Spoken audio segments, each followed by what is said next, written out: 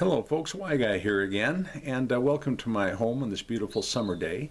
There is a price to pay with living in a beautiful place like this, and we have threats of forest fires all around us today.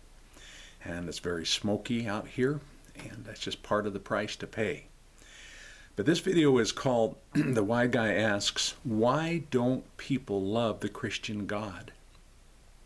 Why is that? I woke up with this thought this morning. Why is that? Because I've experienced quite a very loving God, but so why doesn't the world just flock to him? Now, from their perspective and their understanding, I'm going to do a video, okay? So this isn't meant to insult the Christian population. It's not. One way to answer why don't people love the Christian God is because have you seen the news lately, and all the pain and suffering, and it appears that God is either inept or uncaring. Okay, and why do people think that? So let's go to the beginning of Christian theology, all right, and build upon that and come to a possible understanding or conclusion. Why don't people love the Christian God? Okay. Now, let's say, as a story or as an analogy, that there's this father who has a son or daughter that's an alcoholic. And so this father takes his son or daughter to the local bar where his buddy is the bartender, and sits down with him and orders his son or daughter a drink. Okay, just keep that in the back of your mind. Or let's change the scenario a little bit and say, let's say the father invites a drug dealer over to his home and goes up and knocks on the bedroom door of his son or daughter and introduces this drug dealer to his child who is a drug addict. This is called entrapment, okay, to the extreme. And this is exactly, according to theology, the Christian theology, this is exactly what happened in the Garden of Eden. Put that on the back burner. Consider that, okay?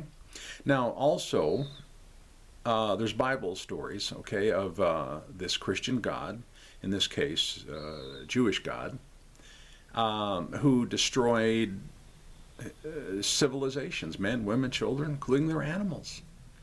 I mean, over and over again. Bloodthirsty. Happened all the time. And then he even destroyed the whole world with this flood. Okay? Everybody's familiar with Noah's Ark. Then, okay, we're just coming up with reasons why the people don't love the Christian God. Apparently, according to Christian theology, we're born with a sinful nature. So if you're born with something, that means it's by no fault of your own. So the question arises, then whose fault is it? Put that on the back burner. And now somehow, according to theology, we have this amazing ability to go against our very natures and not sin. Apparently we have that ability. Now, let's continue. People can't choose where they're born or the environment that they're born into, or or how they grow up. And some cultures and economies actually promote and feed our sinful natures. Seen a movie lately?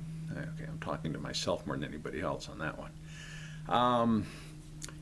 It just appears, folks, it just appears that everything is stacked against us to love God. It's just, everything says don't love God. It's all stacked against us.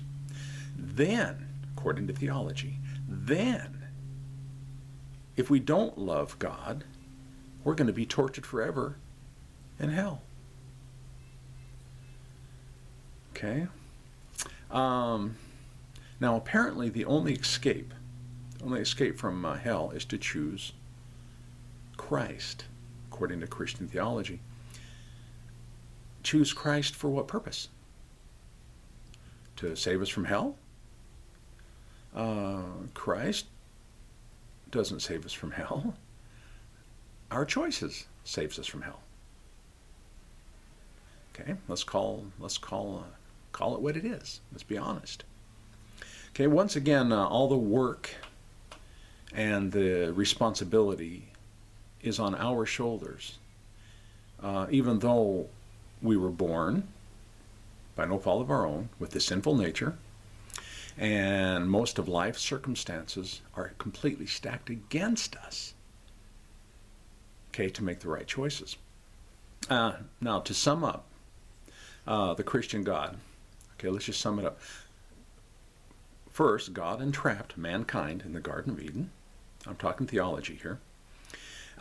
He created or allowed deception or sin, okay, to be introduced. And because of the act of one man, apparently this Christian God holds all of humanity responsible for that act.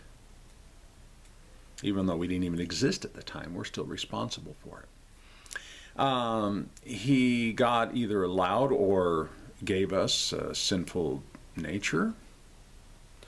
God required the death and the blood of the innocent, i.e. the animals, according to the Old Testament of the Bible. And this is done on a regular basis. You know, it wasn't just a one-shot deal. It was done continually.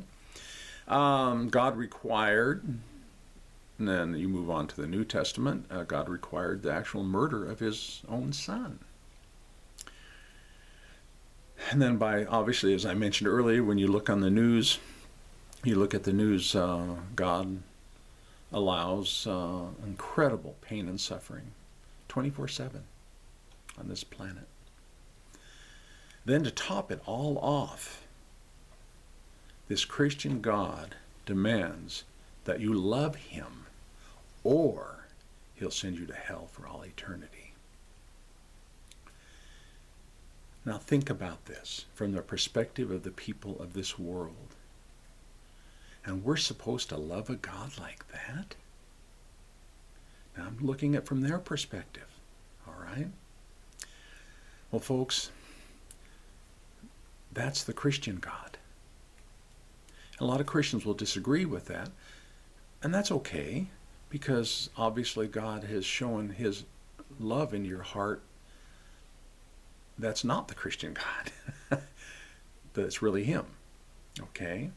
But the vast majority of people, even in the Christian church walls, do not love God. The vast majority. That can't be denied. Just like the vast majority of people don't. Because that God I just described to you, that in theology, that is not God. That's not. That's a perversion of some sort. Folks, God is not a Christian. Now, I could continue with this video, but I'm going to close, leaving it hanging like this. Rather than giving answers, I pointed out the problems. All my other videos, all of them, I've done up to this point, 60, 70 videos. They all point to the true God. The opposite of what was shared on this video. So that's why I'm going to leave this hanging. If you're curious about that, let me see, my favorite video is that describes, what is it? The Why Guy Ransom.